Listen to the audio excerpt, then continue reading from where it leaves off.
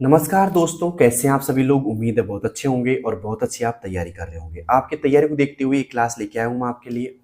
तो पहला प्रश्न है दोस्तों आज का, एनिमेशन और ट्रांजिशन में मुख्य अंतर क्या है। एनिमेशन और ट्रांजिशन में मुख्य अंतर क्या है भाई, बताइए दोस्तों क्या अंतर है मुख्य। अगर आपको आता है तो कमेंट बॉक्स में इसका आंसर दे सकते हैं आप जल्दी से मुझे। तो यहाँ पे मुख्य अंतर की बात की जाए, कोई अंतर नहीं है। ट्रांजिशन टेक्स्ट पे लगता है या फिर एनिमेशन स्लाइड पे पर ऑब्जेक्ट पर लगता है और ट्रांजिशन स्लाइड के बीच में, या एनिमेशन केवल इमेज पे लगता है। दोस्तों सही जवाब होगा एनिमेशन स्लाइड पे लगता है और ऑब्जेक्ट लगता है दोस्तों ट्रांजिशन स्लाइड के बीच में। तो यहाँ पे आएगा दोस्तों सी ऑप्शन इज राइट। ठीक है, अब चलते हैं दोस्तों आज के दूसरे प्रश्न की ओर। दूसरा प्रश्न है हमारा कि पावर पॉइंट में स्लाइड मास्टर का उपयोग क्यों किया जाता है। पावर पॉइंट में स्लाइड मास्टर का उपयोग क्यों किया जाता है भाई। पहला ऑप्शन केवल एक स्लाइड डिजाइन के लिए, या सभी स्लाइड पर एक जैसा डिजाइन लागू करने के लिए, या एनिमेशन के लिए, या ऑडियो जोड़ने के लिए। दोस्तों बात करें यहाँ पे पावर पॉइंट में स्लाइड मास्टर की, तो ये करता है दोस्तों सभी स्लाइड पर एक जैसा डिजाइन लागू करने के लिए। सभी स्लाइड पर एक जैसा डिजाइन लागू करने के लिए इसका उपयोग किया जाता है दोस्तों। अब चलते हैं दोस्तों आज के तीसरे प्रश्न की ओर। तीसरा प्रश्न क्या पूछ रहा है आपसे कि कौन सा विकल्प प्रेजेंटेशन को ऑटोमेटिक चलाने के लिए उपयोग होता है। कौन सा विकल्प प्रेजेंटेशन को ऑटोमेटिक चलाने के लिए उपयोग होता है। Slide sorter, notes pen, design tab, या रियल टाइमिंग। दोस्तों यहाँ पे बात करें कौन सा विकल्प, तो दोस्तों विकल्प होगा हमारा रियल टाइमिंग। रियल टाइमिंग के द्वारा हम क्या कर सकते हैं दोस्तों, प्रेजेंटेशन को ऑटोमेटिक चला सकते हैं। ठीक है, तो तीसरे में कर लीजिएगा डी ऑप्शन पे। ठीक है यहाँ पे। अब चलते हैं आज के चौथे प्रश्न की ओर। चौथा प्रश्न क्या पूछ रहा है दोस्तों, इक्वल लेफ्ट एक्सल 3 का परिणाम क्या होगा। देखिए दोस्तों यहाँ पे ऐसे सवाल अगर आपके आ जाते हैं तो लेफ्ट का जो फंक्शन करता है दोस्तों लेफ्ट साइड से काउंट करता है। तो यहाँ पे लेफ्ट देखिएगा ई एक्स और सी, तो यहाँ पे 3 आ जाएंगे लेफ्ट साइड से ई एक्स और सी। तो यहाँ पे आएगा दोस्तों A option is right, E x और सी। चौथे में आएगा दोस्तों ए ऑप्शन। उम्मीद करता हूँ चौथा प्रश्न आपको समझ में आ गया होगा। अब चलते हैं दोस्तों आज के पांचवें प्रश्न की ओर। पांचवा प्रश्न क्या है दोस्तों, यदि काउंट A1 से A10 का परिणाम 5 है तो इसका अर्थ क्या होता है।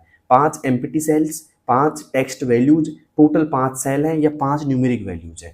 दोस्तों बात करें यहाँ पे काउंट के फंक्शन की, तो काउंट का फंक्शन क्या करता है दोस्तों, न्यूमेरिक वैल्यू बोल दो या नंबर काउंट करता है। क्या करता है दोस्तों, ये नंबर काउंट करता है। तो सीधी सी बात है दोस्तों, जब A1 से A10 तक 5 नंबर की आपकी संख्या होगी कोई, है ना, जैसे मान लो कुछ भी ऐसे होगी, जैसे मान लो ये सेल है आपके पास में, ठीक है, ये सेल के अंदर 1 2 3 है ना, 1 2 3 4 और ये 5 भी हो गई। मान लो इसके अंदर 15 लिखा हुआ है, इसके अंदर 20 लिखा हुआ है, इसके अंदर 15 है, 150 है, इसके अंदर 120 लिखा हुआ है, इसके अंदर 10 लिखा हुआ है। तो अगर मान लो इसमें मैं काउंट का फंक्शन का यूज करूंगा ना, तो ये क्या आउटपुट देगा मुझे, 5 देगा। क्यों, क्योंकि इसके अंदर 1 2 3 4 5 वैल्यू बैठी हुई है। सीधी सी बात है, 5 न्यूमेरिक वैल्यूज क्या आएगा दोस्तों, इसमें 5 न्यूमेरिक वैल्यूज आएगा। ठीक है, उम्मीद है 5 वो आपको समझ में आ गया होगा। अब चलते हैं दोस्तों बिना किसी देरी के छठे प्रश्न की ओर। छठा प्रश्न क्या पूछ रहा है दोस्तों आपसे कि कौन सा वायरस विशेष रूप से एंटीवायरस प्रोग्राम को प्रभावित करने का प्रयास करता है। कौन सा वायरस विशेष रूप से एंटीवायरस प्रोग्राम को प्रभावित करने का प्रयास करता है। पहला वर्म, दूसरा रेट्रोवायरस, तीसरा ट्रोजन हॉर्स, या स्पाईवेयर। दोस्तों बात करें यहाँ पे कि कौन सा वायरस विशेष रूप से एंटीवायरस प्रोग्राम को प्रभावित करता है, वो करता है दोस्तों रेट्रोवायरस। कौन करता है दोस्तों, रेट्रोवायरस करता है। बी पे लगा लीजिए टिक, रेट्रोवायरस। अब चलते दोस्तों आज की सातवें प्रश्न की ओर।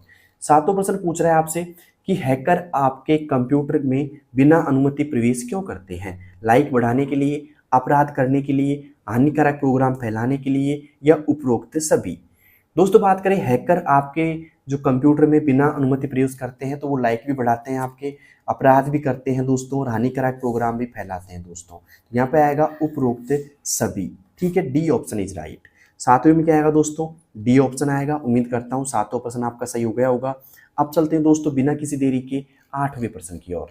आठवां प्रश्न क्या पूछ रहा है दोस्तों, पढ़िए एक बार, सामने लिखा हुआ है आपके कि यदि आपको ऐसा ईमेल प्राप्त होता है जिसमें यूजर नेम और पासवर्ड मांगा गया हो, तो आपको क्या करना चाहिए। तुरंत जानकारी भर दें, उसे इग्नोर करें, उसे फिशिंग के रूप में रिपोर्ट करें, या मित्रों को फॉरवर्ड करें।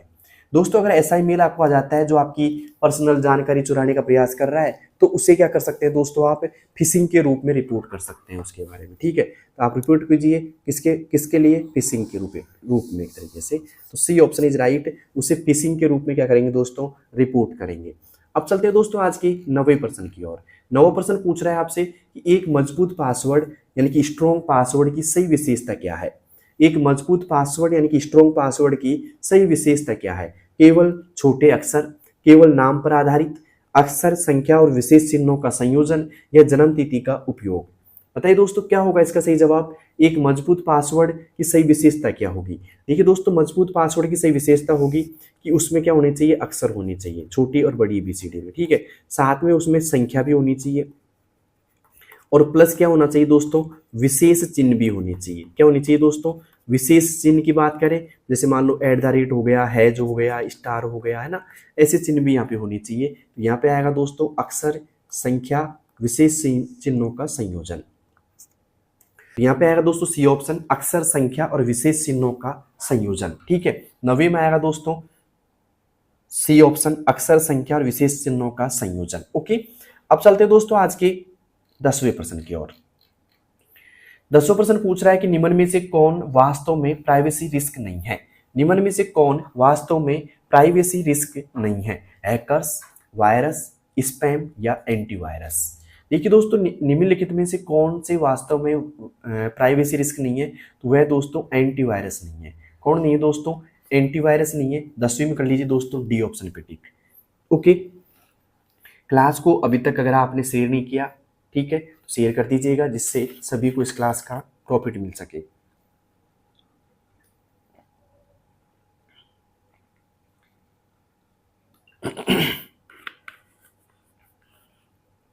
तो 10वां प्रश्न आपका सही हो गया होगा। अब चलते हैं दोस्तों बिना किसी देरी के 11वें प्रश्न की ओर।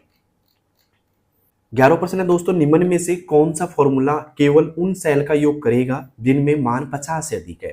पहला ऑप्शन सम A1 से A10, दूसरा सम इफ, तीसरा काउंट इफ, या चौथा एवरेज इफ।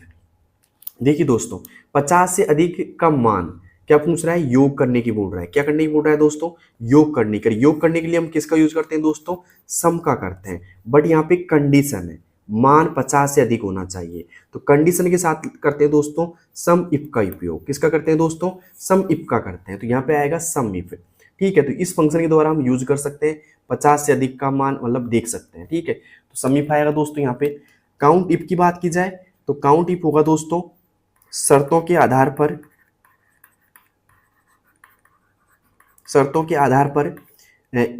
काउंट करने का काम करता है ये।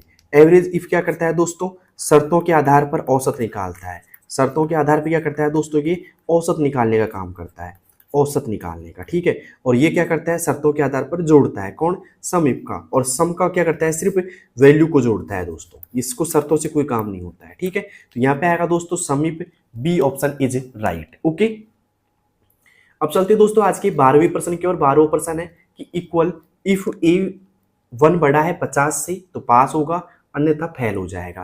तो यदि यहाँ पे A1 बराबर, तो यहाँ पे आउटपुट क्या होगा। देखिए दोस्तों, यहाँ पे सवाल कह रहा है आपका कि A1 बड़ा होना चाहिए 50 से। तो यहाँ पे देखिएगा आपका जो A1 का आंसर दे रखा है वो कितना है, 50 है। तो 50 क्या 50 से बड़ा है, नहीं है दोस्तों, नहीं है ना। तो यहाँ पे पास तो आएगा नहीं, क्या आएगा दोस्तों, फेल आएगा। तो यहाँ पे सीधी सी बात है, बी पे लगा लो टिक दोस्तों, 12वें में फेल। ओके, अब चलते हैं दोस्तों आज के 13वें प्रश्न की ओर। 13वां प्रश्न है दोस्तों, एक्सेल में वी लुकअप का उपयोग किसके लिए किया जाता है। 4 ऑप्शन आपके सामने। पहला डेटा को सॉर्ट करने के लिए, दूसरा फॉर्मेटिंग के लिए, तीसरा चार्ट बनाने के लिए, चौथा वैल्यूज को वर्टिकली सर्च करने के लिए। बताइए दोस्तों क्या होगा। तो वी लुक का मतलब वर्टिकली सर्च होता है, तो यहाँ पे आएगा दोस्तों वैल्यूज को वर्टिकली सर्च करने के लिए। इसमें आएगा दोस्तों 13वें में डी ऑप्शन इज राइट। क्या आएगा दोस्तों, डी ऑप्शन आएगा। क्लास अगर आपको अच्छी लग रही है तो क्लास को उन बच्चों के पास जरूर शेयर करो जिनकी RSCRT के एग्जाम है। ठीक है, अब चलते हैं दोस्तों आज के 14वें प्रश्न की ओर। 14वां प्रश्न क्या है दोस्तों, ध्यान से देखिएगा। इक्वल लैन कंप्यूटर का परिणाम क्या होगा। तो दोस्तों यहाँ पे लेन की बात की जाए तो लेन का जो फंक्शन होता है ना, वो लेंथ काउंट करता है, मतलब लेंथ गिनता है। ठीक है, तो लेंथ की बात की जाए यहाँ पे लेंथ गिनता है दोस्तों। ठीक है, तो यहाँ पे लेंथ की बात की जाए तो सीधी सी बात है, कंप्यूटर की लेंथ कितनी होगी, तो यहाँ पे COMPUTER, तो इसमें कितने अक्षर हो गए दोस्तों, 8 अक्षर हो गए। तो इसका परिणाम क्या जाएगा दोस्तों, 8 आएगा यहाँ पे। तो क्या कर लो दोस्तों, बी पे टिक कर लो 8। ठीक है, अब चलते हैं दोस्तों आज के 15वें प्रश्न की ओर। 15वां प्रश्न है कि कौन सा फॉर्मूला गलत है। कौन सा फॉर्मूला गलत है। पहला इक्वल सम A1 से A10, दूसरा एवरेज A1 से A10, तीसरा ऐड A1 से A2, या फिर मैक्स A1 से A10। बताइए दोस्तों क्या होगा इसका सही जवाब 15वें में। तो 15वें का जो सही जवाब होगा दोस्तों, गलत कौन सा है, तो भाई सम का भी सही है यहाँ पे, एवरेज का भी सही होता है, ऐड का नहीं है दोस्तों सही। तो यहाँ पे आएगा सी पे टिक, ये गलत है दोस्तों। ठीक है, तो यहाँ पे आएगा सी ऑप्शन 15वें में। अब चलते हैं दोस्तों बिना किसी देरी की 16वें प्रश्न की ओर। 16 प्रश्न है दोस्तों, MS वर्ड में मेल मर्ज का उपयोग क्या है। डॉक्यूमेंट डिजाइन, स्पेल चेक करना, पेज सेटअप, या बल्क में लेटर्स भेजना। तो मेल मर्ज का उपयोग क्या होता है दोस्तों, बल्क में लेटर भेजना। ठीक है, तो D option is right, bulk में लेटर भेजना। अब चलते हैं दोस्तों आज के 17वें प्रश्न की ओर। 17वां प्रश्न है दोस्तों, कंट्रोल एंटर का उपयोग किसके लिए किया जाता है। कंट्रोल एंटर का उपयोग किसके लिए किया जाता है, लाइन ब्रेक के लिए, पेज ब्रेक के लिए, या कॉपी के लिए, या पेस्ट के लिए। दोस्तों कंट्रोल एंटर का जो उपयोग किया जाता है भाई साहब, वो किया जाता है यहाँ से पेज ब्रेक के लिए। किसके लिए दोस्तों, पेज ब्रेक के लिए किया जाता है, बी ऑप्शन इज राइट। अब चलते हैं दोस्तों आज के 18वें प्रश्न की ओर। 18वां प्रश्न है दोस्तों, वर्ड में ट्रैक चेंजेस का उपयोग कब किया जाता है। वर्ड में ट्रैक चेंजेस का उपयोग कब किया जाता है, तो सीधी सी बात है दोस्तों, इसका उपयोग करेंगे हम एडिटिंग हिस्ट्री देखने के लिए। किसके लिए दोस्तों, एडिटिंग हिस्ट्री देखने के लिए करेंगे। तो 18वें में आएगा दोस्तों ए ऑप्शन। ठीक है, अब चलते हैं दोस्तों आज के 19वें प्रश्न की ओर। 19वां प्रश्न है दोस्तों, पावर पॉइंट में स्लाइड शो शुरू करने की शॉर्टकट की क्या है। पावर पॉइंट में स्लाइड शो शुरू करने की शॉर्टकट की क्या है। दोस्तों पावर पॉइंट में अगर स्लाइड शो शुरू करते हैं ना हम, तो उसकी शॉर्टकट की होगी दोस्तों F5। क्या होगी दोस्तों, F5 होगी। तो यहाँ पे आएगा D option is right, F5। अब चलते दोस्तों आज के 20वें प्रश्न की ओर। 20वां प्रश्न है हमारा कि स्लाइड ट्रांजिशन का उपयोग किसके लिए होता है। टेक्स्ट फॉर्मेटिंग के लिए, स्लाइड चेंज इफेक्ट के लिए, एनिमेशन हटाने के लिए, या प्रिंटिंग के लिए। तो यहाँ पे बात करें स्लाइड ट्रांजिशंस की, तो ये होगा दोस्तों स्लाइड चेंज इफेक्ट के लिए। किसके लिए दोस्तों, स्लाइड चेंज इफेक्ट के लिए। अब चलते हैं दोस्तों आज के 21वें प्रश्न की ओर। 21वां प्रश्न पूछ रहा है आपसे कि निम्न में से, ध्यान से देखिएगा दोस्तों, 21वां प्रश्न क्या पूछ रहा है कि निम्न में से कौन सा विकल्प साइबर खतरे की श्रेणी में नहीं आता है। कौन सा नहीं आता भाई, virus, Trojan horse, e commerce, या डिनाइल ऑफ सर्विस। देखिए दोस्तों, वायरस भी आता है, ट्रोजन हॉर्स भी आता है, डिनाइल ऑफ सर्विस भी आता है, लेकिन ई कॉमर्स दोस्तों नहीं आता है। तो यहाँ पे आएगा दोस्तों C option is right, e commerce. क्या आएगा दोस्तों, ई कॉमर्स आएगा।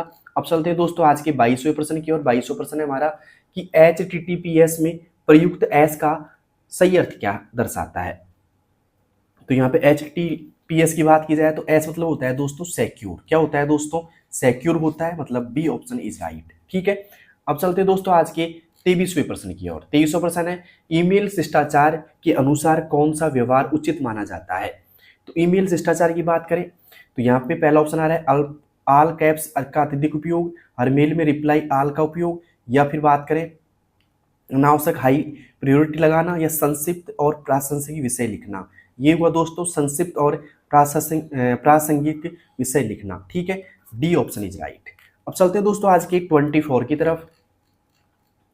24 है दोस्तों, सूचना सुरक्षा प्रबंधन के लिए अंतर्राष्ट्रीय मानक कौन सा होता है। ISO 9000, ISO 14000, ISO 22000, या ISO 27001। दोस्तों यहाँ पे होगा ISO 27001, D option is right. Okay, अब चलते हैं दोस्तों आज के अंतिम सवाल की ओर। आज का अंतिम सवाल है हमारा 25वां कि IT एक्ट 2000 मुख्यतः किस श्रेणी से संबंधित है। IT एक्ट 2000 मुख्यतः किस श्रेणी से संबंधित है। तो यहाँ पे दोस्तों बात करें हम टैक्सेशन से, औद्योगिकी प्रौद्योगिकी के द्वारा, या सूचना प्रौद्योगिकी, या फिर बात करें शेयर बाजार। दोस्तों यहाँ पे आएगा इंफॉर्मेशन टेक्नोलॉजी यानी कि सूचना प्रौद्योगिकी के अनुसार। ठीक है, सी ऑप्शन इज राइट। तो उम्मीद करता हूं दोस्तों ये 25 प्रश्न आपको समझ में आ गए होंगे। तो किन किन बच्चों को समझ में आ गए 25%, और 25 में से आपके कितने परसेंट एकदम सही हो चुके हैं वो कमेंट बॉक्स में आप मुझे बताइएगा। ठीक है, देखते हैं 25 में से 25 किन बच्चों के यहाँ पे पूरे परसेंट सही हुए हैं। ठीक है, तो जल्दी से कमेंट बॉक्स में बताना। इस क्लास को उन बच्चों के पास शेयर करना जिनकी RSCIT के एग्जाम है। ठीक है, और आप भी अगर नए हो, पहली बार क्लास देखने के लिए आए हो, तो चैनल को सब्सक्राइब कर लेना, क्योंकि सारे अपडेट आपको तभी मिल पाएंगे जब चैनल सब्सक्राइब होगा। तो मिलते हैं दोस्तों एक और बेटर क्लास में, एक और बेस्ट क्लास में। तब तक के लिए बेस्ट ऑफ लक। धन्यवाद, धन्यवाद। Okay, thank you.